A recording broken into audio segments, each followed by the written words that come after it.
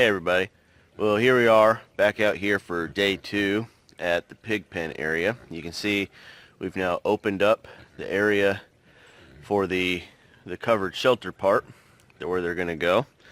We've gotten this first section in and that first corner post, the second section in, and a field line, so to speak. And now back where you can see the post hole diggers, I'm working on a corner post so we can go the next way, and that was where it was about 30 minutes past sundown and too dark to work anymore last night. So that's where things are. You can also see the T-posts on the ground. We'll be T-post every third of a section. Okay, so corner post, T-post, T-post, line post. Making sense? Okay. Alright, so I'm going to get started on it and I'll bring you back when I get a little more work done. So I'm sure a lot of you do this as well, but for this project we're reusing some materials. I've got this 4x4 that's in concrete, and to be honest with you, I've been trying to think about it for the last 5 minutes, and I have no idea what project this 4x4 was for. But either way, I can tell that there's a little scrape mark there on the side. I'm sure you can make that out. So I know I used my tractor and just yanked this sucker out of the ground, and now I'm going to reseat it in the ground right here to become the corner post for this new pig pen. So, you know, that's just the way it works. Reuse, waste not, want not. Okay, so the fence is up. I've got T-posts every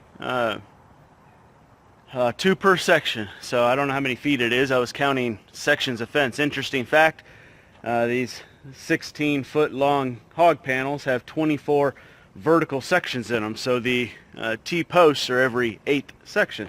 We were learning some math out here. Right now I'm growing kids on poles. Tracy's scaled one of the poles that used to hold up the duck net. So anyway, we've got the fence up all the way around. And now, since this was a big rectangle, we've got this little short section here where we ended up hitting back on what used to be the coop.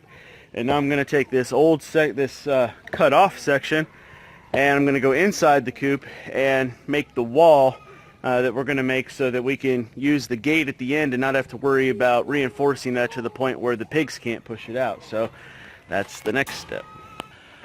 Okay everybody, that's it. I know it would have been much more interesting with some action shots, but we were all tied up making sure that the pigs got through the transfer without running away. It all went just as we actually would hoped it would. So we got the pigs in here. So you see I'm standing in the coop now, but you can see there's a bent section of the hog panel. So I took like the top 2 sections and bent them over, made it easy so a child could step in there, or even us adults could step into there and do whatever needs to get done for any kind of work or whatever. And we're now using this area.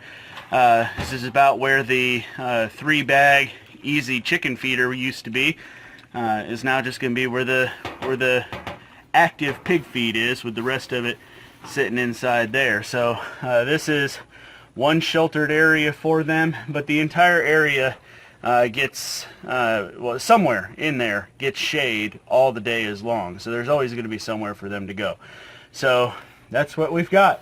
So it's a 16 by 32 foot outside area and about a 6 foot by 18 foot inside area for them to go. So the whole point of doing this is because one of the sows looks like she's going to give birth in the next couple weeks. So before that happens, the boy has got to go. The local processor has told me that state law doesn't really allow him to process homegrown animals. The facility is rated for wildlife. So we're going to end up having to process them ourselves. That's just the way it is. So I am personally now on YouTube searching and watching to get ready to be able to process him. So If you got any tips or suggestions on that specifically, our intentions are to skin the pig. We're not going to scald and scrape them. We're not worried about the skin. So we're gonna skin them that way and cut them up into some large sections of meat. I don't know how many traditional butcher cuts we'll get, but anyway, there it is. Pigs are staying, at least the females, most likely over winter. So that's how things change on a hobby farm, on a homestead, on a little family farm. What was the chicken coop, that was then the duck house, that was then all sorts of poultry house, is now a pig pen. That's just the way it goes. Thank you all so much for watching. If it's your first time being here with us, don't forget to hit that subscribe button up there in the corner. We love having you be a part of our homestead and see what changes are going to happen next. Thank you all so much. We'll see you next time.